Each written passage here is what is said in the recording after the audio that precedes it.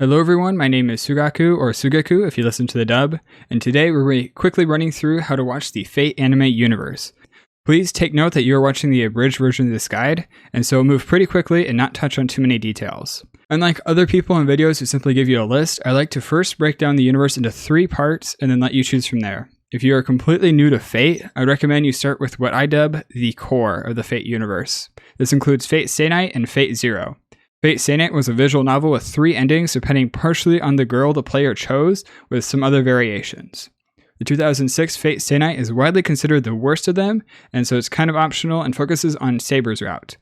Interestingly enough, next I'd recommend watching the prequel, Fate Zero, as it follows the order they were adapted into anime, though very technically, it spoils Unlimited Blade Works, which I recommend watching next.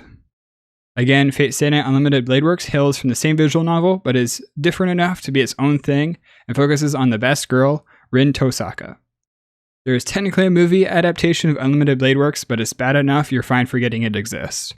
Finally, in the core you have Heaven's Feel, which covers the 3rd and final route of Fate Stay Night, focusing on Sakura and Mato. This one comes in a set of 3 movies, Prestige Flower, Lost Butterfly, and Spring Song.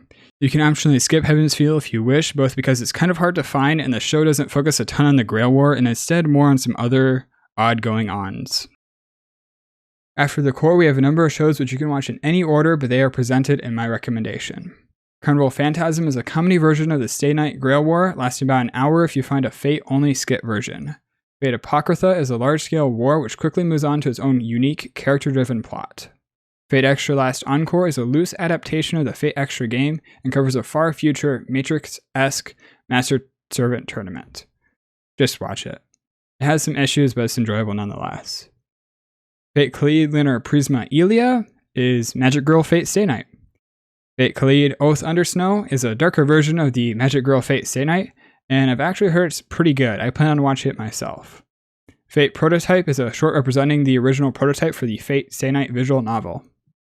Lord Umloy II Case Files doesn't take place during a Grail War and brings back my favorite character from Fate Zero to solve mysteries and to investigate conspiracies behind the Mages Association. As a recent development in the Fate community, we have an extra universe, which is kind of a sub-universe of Fate, Grand Order.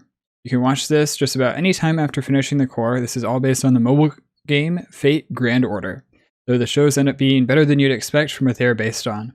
If you haven't played through, or at least the first singularity of the game, I'd recommend starting with Fate Grand Order First Order. It's about an hour long and will introduce you to the Grand Order universe.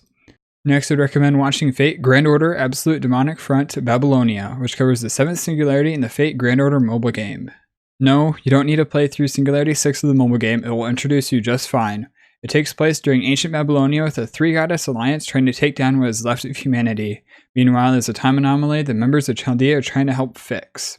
It's pretty good so far, and I would recommend it. Finally, I recommend watching Fate Grand Order Moonlight Lost Room if you can find it. It's about a 30-minute short that takes place between the events of the first and second parts of the game. Reading some of the comments online, it seems people would recommend being familiar with the storyline of the mobile game, so either read it or play the game. I don't know if watching Absolute Demonic Front Babylonia will give you enough background information. Unfortunately, I cannot speak to its quality, just that it exists.